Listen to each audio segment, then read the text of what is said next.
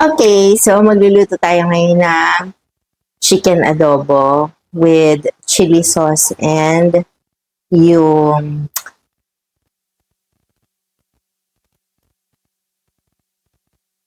cheese whiz. Tagal. Wait ulit.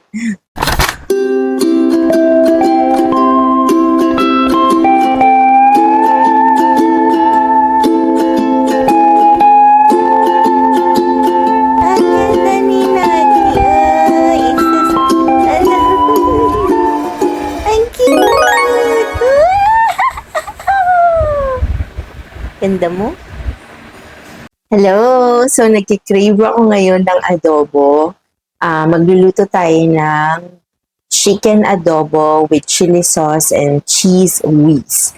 Natutunan ko yun dun sa kinakainan ko sa San Antonio, malapit sa work ko nung pre-pandemic.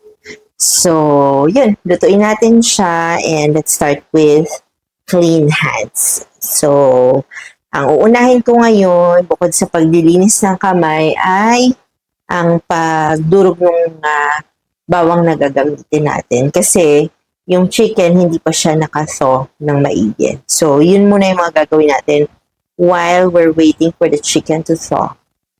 Kayo pa? Okay. So, puro pa siya yelo. Kaya, prepare na lang natin yung mga ingredients natin.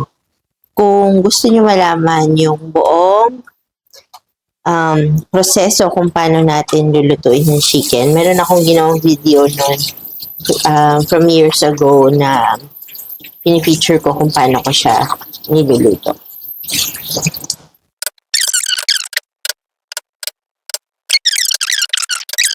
Ako personally, unlike J-Tooth, at yung isa kong friend, kada prepare nila or kada tapos nilang mag-prepare ng ingredients, mag-chop, kung ano-ano pa, at habang niluluto or nagpapain-in sila ng kanilang mga nilulutong karne, naglilinis na sila ng kitchen. Ako hindi. Kailangan, after ko pang kumain. Yung sipag ko after pa kumain. Pero, yun nga, may times or may days kagaya nito na medyo mas masipag ako kaysa yung normal na araw. Yummy!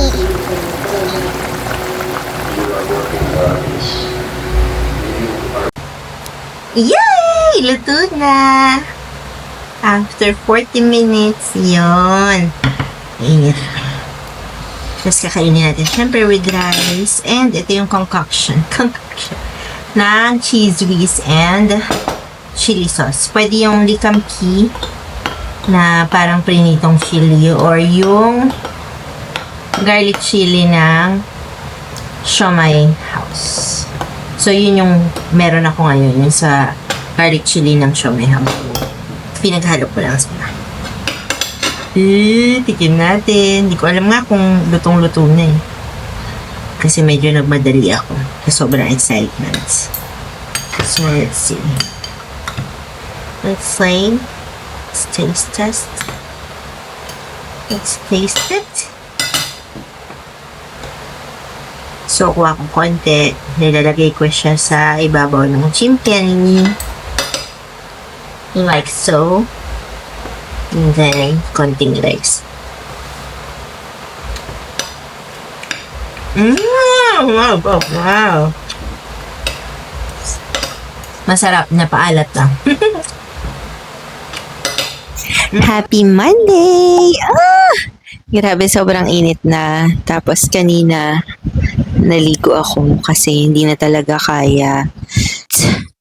Kung i-zoom nyo yung screen nyo, yung likod ng aking lutuan, hindi talaga madumi ang area na yan. Madalas nililinis ko yung patungan, yung lamesa, yung mismong stove. Unfortunately, yung likod, mga yung mancha from yung mga talsik. Dahil hindi siya naka-tiles, nahihirapan kami linisin ni J-Tooth. So, kung ano lang naaabot namin, minsan yung likod lang nung sa may pot, minsan naman yung sa may ilalim lang. So, but generally, hindi pa namin siya mapalagyan ng tiles. Hindi pa kami decided kung ano talaga ang gagawin sa corner na yan. Yung next best thing ay bibili sa SM nung um, granite na patungan. Meron na yun sariling sa likod niya eh. Pero iniisip pa namin kasi pwede rin yung metal na patungan. Yung alam mo yung ginagamit sa mga kitchen ng mga restaurants. Kaso kasi, yung pinakamaliit na nakita namin ay masyadong mahaba. So, mangyayari, uusog to, liliit yung space for dining. Maliit lang yung bahay namin. So, kaya lagi ang mga shots ng mga pagluluto ko close up lang or nasa gilid kasi nahiya akong pakita tong maduming area na to. So baka akalaan nyo kasi madumi yung food when in reality hindi naman, nililinis naman talaga namin.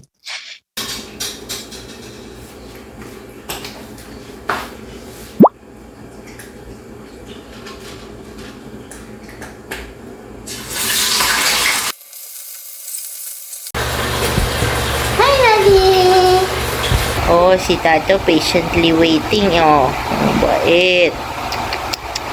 Yung pipi, kulit. Hindi pa mapapasok ka, nene. Oh, kulit.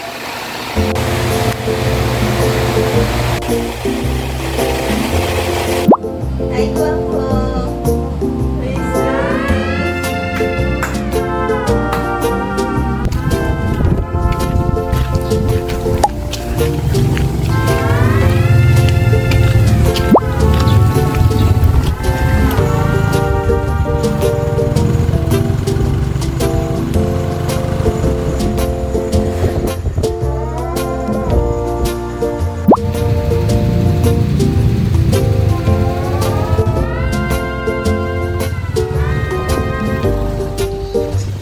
Coin. Ayun o, masarap yan eh. Na-try ko yan. Sa ano. Ayun o, cheesy grilled. Ay, meron na kayo? Ay, wala pa.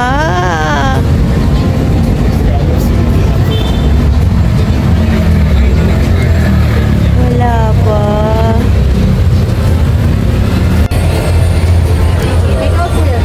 Apa. Tsaka, try ko last time. May gusto ka? Hotdog? Yan lang po. Ah. Harap? Sarap. Yung nasarapan ako last time eh. Hindi siya mabago. Sarap siya. No?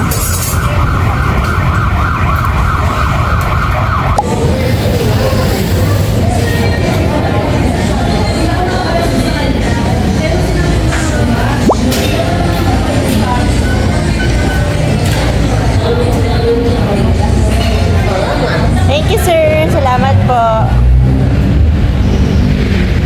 Ay, perfect combination.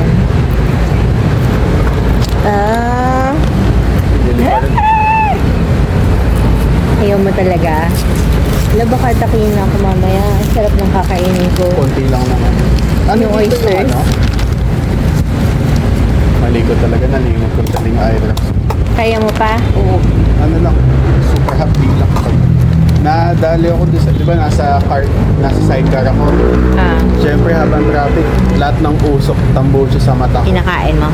Hindi, pag yung dahil may rice ako, yung pag tambucho ang dumadaan sa mukha ko, super parang acid yung pakiramdam sa mata ko. Yan, kaya ganyan. Alin dito yung mozzarella. Thank you. Nakain ako nito sa Vietnam. Last day namin. Meron na dito. Pero mukhang mas masarap yung Vietnam kasi kabilaan yung mozzarella. Hindi na nanampal yung mozzarella.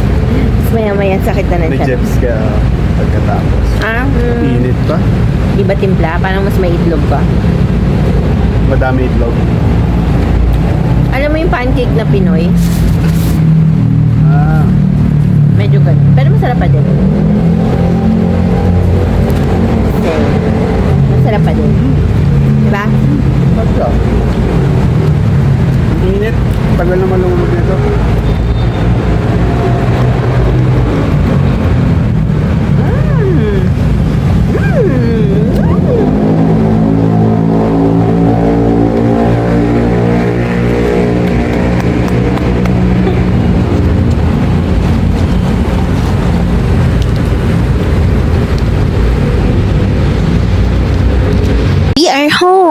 mukbangin na natin ang 3 orders ng oysters and 2 orders ng scallops. So, bali, ang total nilang kakainin ko ay 40.